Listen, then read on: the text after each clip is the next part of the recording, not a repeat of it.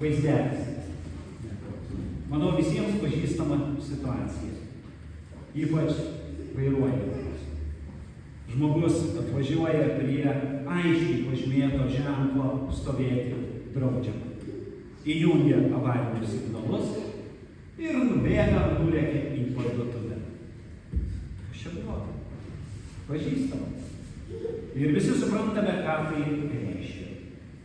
Pasiteisinimai irgi aiškus.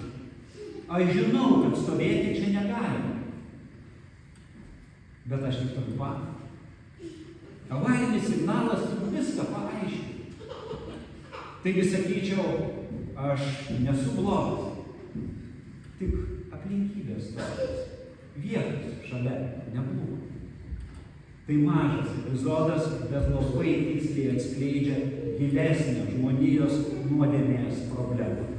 Mes ne tik nusidedame, bet ir ieškome būdų, kaip tai pateisinti. Kodėl mes taip darome? Kodėl taip lengvai nusprendžiame, kad mūsų išimtis svarbesnė už įstatymą?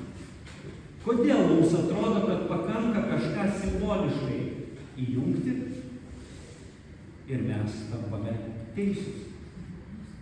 Kiekvienas žmogus netikintis turi tam tikrą moralės jausmą.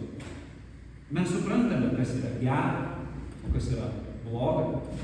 Bet kartu turime nuostabų gebėjimą apeiti šią moralę, kai tai liečia mus pačius.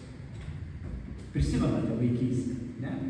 Kai norėdami sustabdyti veiksmą, laiką ar taisyklės, sakydavome čiugikas, kad atsipūstume, kad taisyklės pasikeistų, kad nebegalioja. Ir viskas gerai, čiugikas. Taisyklės nebegalioja.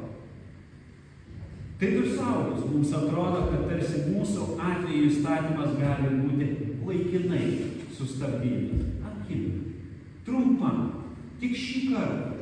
Tik todėl, kad aš negalėjau kitaip. Ar kada nors pagavote save galvojant maždaug taip. Taip, gal pasakiau negražiai, bet jis pirmas pradėjo. Taip, gal pavėlavau, bet ir kiti vėluoja. Taip, gal tai buvo melas, bet dėl gero tikslo. Tai mūsų vidiniai avariniai signalai. Jie mirksi ir siunčia aplinkiniam žinutę.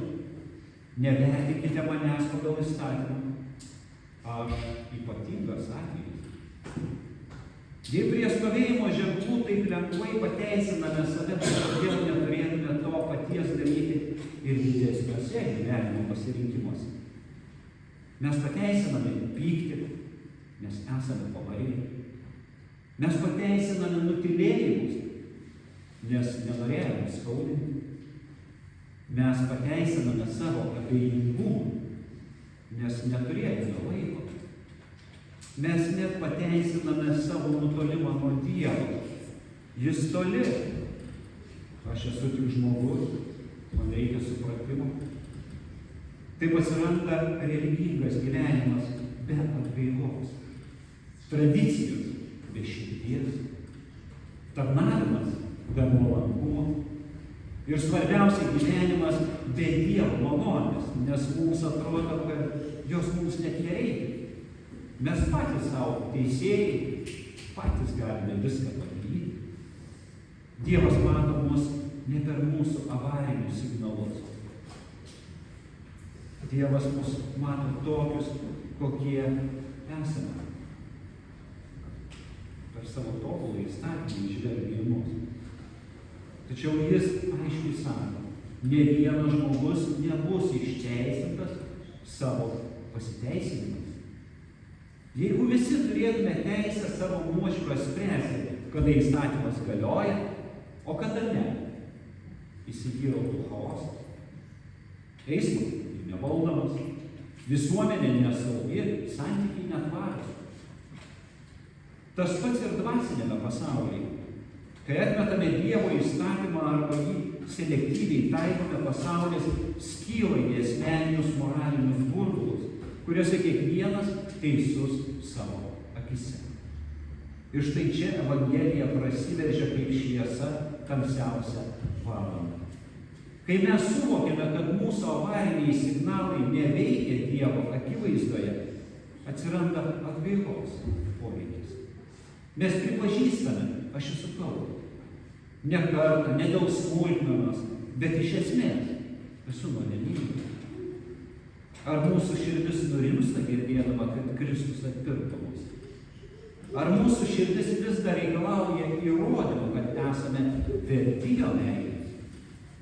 Apaštalas Paulius rašo: tai Dievo teisumas, tikėjimu į Jėzų Kristų duodamas visiems tikintiesiems, o nuteisinami dovanai, jo malonė dėl Kristaus Jėzaus atpirkimo.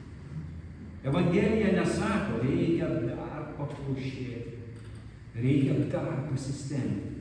Evangelija sako, tu nepajėgus išteisinti savęs, bet Kristus gali.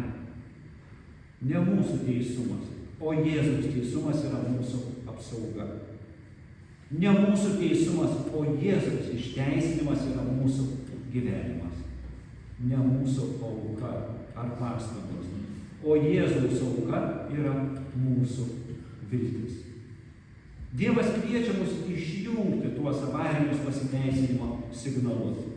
Užuot mėginus būti teisiam savo akyse, kviečia išpažinti nuodėmę ir priimti Evangeliją. Tai nereiškia, kad tapsime tobuli. Oi, nereiškia. Tai reiškia, kad būsime išgelbėti ne dėl įjungtų avarinių šviesų, bet dėl Kristaus malonės, Kristaus aukos. Dievas kviečia ne tiesiog pasijusti kaltais, bet išdrįsti atpažinti nuodėmę ir atsiverti jo malonę. Krikščionio gyvenimo jėga yra nuolatinė atgaila ir atnaujintas tikėjimas. Kai nustojame dangstyti savo nuodėmės, Dievas pradeda mus perkeisti. Liuteris sakė, visas tikinčiojo gyvenimas turi būti atgailos gyvenimas. Gyvenimas Kristuje yra atviras, laisvas, neapsimestinis. Tai gyvenimas, kuriame ne mes bandome pateisinti save, bet priimame Dievo pateisinimą per Kristų. Ką darysime kitą kartą, kai norės įsijungti avarinį signalą? Širdyje ar automobilyje?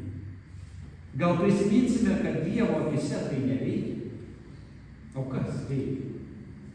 Veikia Evangelija, veikia Kristus, veikia jo kryžius ir jo teisumas. Tad gyvenkime ne taip, ne kaip tie, kurie ieško pasiteisinimo, bet kaip tie, kurie priėmė išteisinimą. Nes mūsų teisumas kilo ne iš mūsų, bet iš Jėzaus Kristaus. Ir tai yra tikroji malonė, tikroji laisvė.